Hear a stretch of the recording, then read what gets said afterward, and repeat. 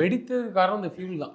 இல்லை, இப்போது அது எப்படின்னா 58,000 லிட்டர் ஃபியூல் இருக்குது. இப்போ டேக் ஆஃப் எடுக்கும்போது டேக் ஆஃப் ஃபுல் த்ரஸ்ட் கொடுத்த உடனே டேக் ஆஃப் எடுத்த உடனே இமீடியட்டாக கேப்டன் சபர்வால் வந்து ஏடிசிக்கு சொல்லியிருக்காரு, no thrust, unable to lift, aircraft lift ஆக மாட்டேங்குது, த்ரஸ்ட் இல்லை அப்படின்னு சொல்லி கம்யூனிகேட் பண்ணி மேடே கால் சொல்லி வித்தின் டேக் ஆஃப் பண்ணி 5 நிமிஷத்துலேயே இறங்கிச்சு.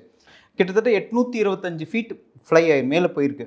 அதுக்கப்புறம் அதனால் வந்து லிஃப்ட் பண்ண முடியல, ஏதோ சம் டெக்னிக்கல் இஷ்யூ இருக்கும், ஹைட்ராலிக் இஷ்யூஸ் மெயினாக இருக்குது. ஏன்னா ஒன் ஏர்க்ராஃப்ட் டேக் ஆஃப் பண்ணிட்டு லைட்டாக டேர்ன் பண்ணலாம் அப்படின்றத கூட ஒன்றும் பண்ண முடியாது. ஏன்னா அது ஹைட் வந்து 825 ஃபீட் தான். 825 ஃபீட்டு போய் அப்படியே வந்து 58,000 litre belly, side wings, outer, inner outer.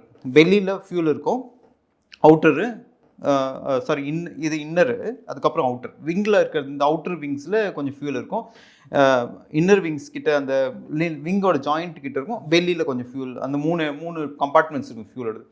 So பெல்லியில் fuel இருக்கும்போது வந்து ஒரு அந்த டிஜிசி அந்த இவங்க பிஜி மென்ஸ் ஹாஸ்டல் ஒன்று இருக்குது அங்கே, மெடிக்கல் காலேஜ் ஹாஸ்டல், மெஸ்ஸும் ஹாஸ்டல் 2 பில்டிங்கில் போய் ஒரு பில்டிங்கோட ஃபஸ்ட் ஃப்ளோர் உள்ளே அடித்து அடுத்த பக்கம் வெளியில் வந்து ஃபுல்லாக வெடிச்சு ஏர்க்ராஃப்ட்.